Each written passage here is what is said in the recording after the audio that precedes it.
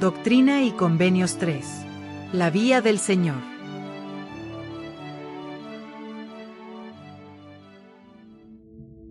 Versículo 1. No se pueden frustrar.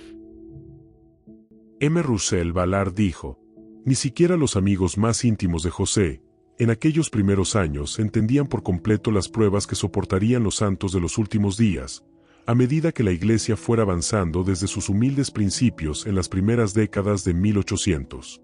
Pero el profeta José sabía que ningún enemigo de entonces, ni del futuro, tendría bastante poder para frustrar, ni para detener los propósitos de Dios. No son familiares sus palabras proféticas. El estandarte de la verdad se ha izado. Ninguna mano impía puede detener el progreso de la obra.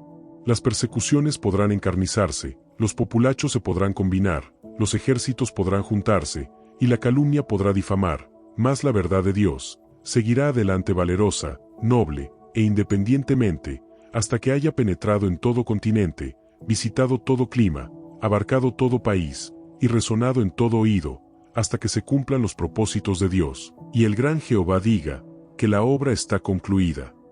El propósito de esta breve reseña, que he ofrecido de la visión profética de José sobre el destino de esta iglesia, y de su cumplimiento literal a través de las décadas, es traernos a la memoria esta sencilla verdad. Las obras, los designios y los propósitos de Dios, no se pueden frustrar, ni tampoco pueden reducirse a la nada, porque Dios no anda por vías torcidas, ni se aparta de lo que ha dicho. Por tanto, sus sendas son rectas y su vía es un giro eterno. Recuerda que no es la obra de Dios la que se frustra, sino la de los hombres. Esta es la obra de Dios, y la obra de Dios no será frustrada. Sin embargo, todavía queda mucho por hacer, antes de que el gran Jehová anuncie que la obra se ha concluido. Versículo 2. Dios no anda por vías torcidas. Joseph B. Wirthlin dijo: el Señor reveló lo siguiente al profeta José Smith: o porque Dios no anda por vías torcidas, ni se vuelve a la derecha ni a la izquierda, ni se aparta de lo que ha dicho. Por tanto, sus sendas son rectas, y su curso es un giro eterno. Aunque estas enseñanzas del Salvador son sencillas y directas, todavía corremos el riesgo de apartarnos del camino. Algunos siguen las enseñanzas del Señor y de su profeta cuando les es conveniente, mas se apartan de ellas cuando se les requiere sacrificio o mayor dedicación. Otros simplemente se apartan porque las enseñanzas divinas de Él no concuerdan con sus propias ideas. Nos apartamos cuando dejamos que las tentaciones nos desvíen alejándonos de los límites de seguridad. Satanás conoce nuestras flaquezas y pone en nuestro camino trampas atractivas en los momentos en que somos más vulnerables, porque quiere apartarnos del sendero que nos conduce a nuestro Padre Celestial. El pecado puede ser el resultado de actividades que comiencen en forma inocente o que en forma moderada son buenas, pero que si se llevan a cabo en exceso, pueden hacer que abruptamente nos apartemos del sendero estrecho y angosto y nos destruyan. ¿Cómo podemos mantenernos en el sendero estrecho y angosto? El Señor repitió la respuesta muchas veces, emoticono cara de indiferencia. Debemos aprender la palabra de Dios por medio del estudio de las Escrituras y aplicar sus enseñanzas, orando diariamente y sirviendo a nuestros semejantes. Nefi enseñó que al aferrarnos a la palabra de Dios como si fuera una barra de seguridad, podríamos evitar tentaciones y no perder nuestro camino en la obscuridad. De esa forma nos mantendríamos en el sendero angosto. Versículo 7. No debiste temer al hombre. De Todd Christopherson dijo: en cierta ocasión, a José Smith lo corrigieron por no mostrar suficiente interés por los deseos de Dios. El Señor le dijo: no debiste haber temido más al hombre que a Dios. Aunque los hombres desdeñen los consejos de Dios y desprecian sus palabras, sin embargo, tú debiste haber sido fiel. Sostengo que el temor del Señor, o lo que Pablo llama temor piadoso, debe ser parte de nuestra reverencia hacia Él. Debemos amarlo y reverenciarlo de tal manera que temamos hacer algo malo a su vista, cualesquiera que sean las opiniones o la presión de los demás. Moroni nos insta: Empezad, como en los días antiguos, y allegaos al Señor con todo vuestro corazón, y labrad vuestra propia salvación con temor y temblor ante Él. Como el mundo que nos rodea, generalmente ignora a Dios, a veces es fácil que olvidemos que nuestra responsabilidad de conocer y hacer su voluntad es constante. La mayoría no se da cuenta, o no cree, que en un día futuro cada uno de nosotros debe rendir cuentas al Señor por su vida, pensamientos, palabras y acciones. Ocuparse en nuestra salvación con temor y temblor significa esforzarse en las decisiones y actividades de la vida, día a día, para preparar lo que será una buena rendición de cuentas.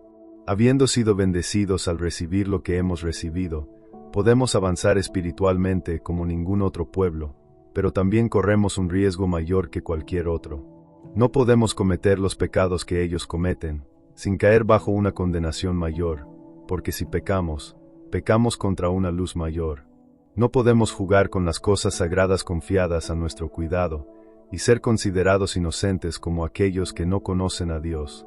Dios nos está probando para ver si seremos fieles, y si tenemos la integridad y la sensibilidad para honrar las cosas sagradas, recibiremos aún más. Versículo 10. Todavía eres escogido. M. Russell Ballard dijo: para el mundo, siempre ha sido un desafío aceptar a los profetas y apóstoles vivientes, pero es esencial hacerlo, a fin de comprender plenamente la expiación y las enseñanzas de Jesucristo, y para recibir la plenitud de las bendiciones del sacerdocio que se conceden a aquellos a quienes Él ha llamado. Demasiadas personas piensan que los líderes y los miembros de la Iglesia deben ser perfectos o casi perfectos. Se olvidan que la gracia del Señor es suficiente para llevar a cabo su obra mediante seres mortales. Nuestros líderes tienen las mejores intenciones, pero a veces cometemos errores. Eso no es exclusivo de las relaciones en la Iglesia, ya que lo mismo ocurre en nuestra relación entre amigos, vecinos, compañeros de trabajo, entre cónyuges y en familias. Buscar las debilidades humanas en los demás es fácil. Sin embargo, cometemos un error serio al notar solo la naturaleza humana del uno y del otro y no ver la mano de Dios que trabaja a través de los que Él ha llamado. El concentrarnos en la forma en la que el Señor inspira a sus líderes escogidos y cómo motiva a los santos a hacer cosas maravillosas y extraordinarias, a pesar de su naturaleza humana, es una manera en la que nos asimos al Evangelio de Jesucristo y permanecemos a salvo a bordo del barco seguro de Sión. Versículo 12. Un hombre inicuo. Dallin H. Oaks dijo: por tener un interés especial en Martin Harris, me ha entristecido el saber cómo le recuerda a la mayoría de los miembros de la Iglesia. Él merece que se le recuerde mejor, que tan solo como el hombre que obtuvo injustamente las páginas del manuscrito inicial del Libro de Mormón, y que luego las perdió. Cuando se publicó el Libro de Mormón, Martin Harris tenía casi 47 años, más de 20 años mayor que José Smith y los otros dos testigos. Él era un ciudadano respetado y próspero de Palmyra, Nueva York. Era universalmente respetado por su industriosidad e integridad. Este hombre mayor, íntegro y próspero, se hizo amigo del joven y pobre José Smith, dándole los $50 que le permitieron pagar sus deudas en Palmyra y ubicarse en el noreste de Pensilvania, a más de 240 kilómetros de distancia. Allí, en abril de 1828, José Smith comenzó su primera traducción persistente del Libro de Mormón. Él dictaba y Martin Harris escribía hasta que tuvieron unas 16 páginas de manuscrito. Las súplicas insistentes de Martin, para mostrar el manuscrito a su familia, hicieron mella en José y éste le permitió llevarlo a Palmyra, en donde le robaron las páginas, se perdieron, y probablemente fueron quemadas. Por esto el Señor reprendió a Martín y a José. A José se le privó de su don de traducir por una temporada, y a Martín se le reprendió como un hombre inicuo que ha despreciado los consejos de Dios, y quebrantado las más santas promesas hechas ante Dios. Afortunadamente, más tarde el Señor perdonó a José y a Martín, y la obra de la traducción continuó con otros escribas. Cerca de 9 meses después de que Martín fue reprendido, el profeta José Smith recibió una revelación, que declaraba que habría 3 testigos de las planchas, y que si Martín se humillaba, tendría el privilegio de verlas. Unos meses más tarde, Martin Harris fue seleccionado como uno de los 3 testigos, y tuvo la experiencia, y dio el testimonio descrito anteriormente. Una de las contribuciones más grandes que Martin Harris hizo a la Iglesia por la que se le debe honrar en todo momento, fue la financiación de la publicación del Libro de Mormón. En agosto de 1829 hipotecó su casa y su granja a Egbert B. Grandin para asegurar el pago del contrato de impresión. 7 meses después, se completó la primera impresión de 5.000 ejemplares del Libro de Mormón. Más tarde, cuando llegó el tiempo de pagar la hipoteca, la casa y parte de la granja se vendieron por $3,000. De esta manera, Martin Harris fue obediente a la revelación del Señor de no codiciar sus propios bienes, venderlos y librarse de la deuda.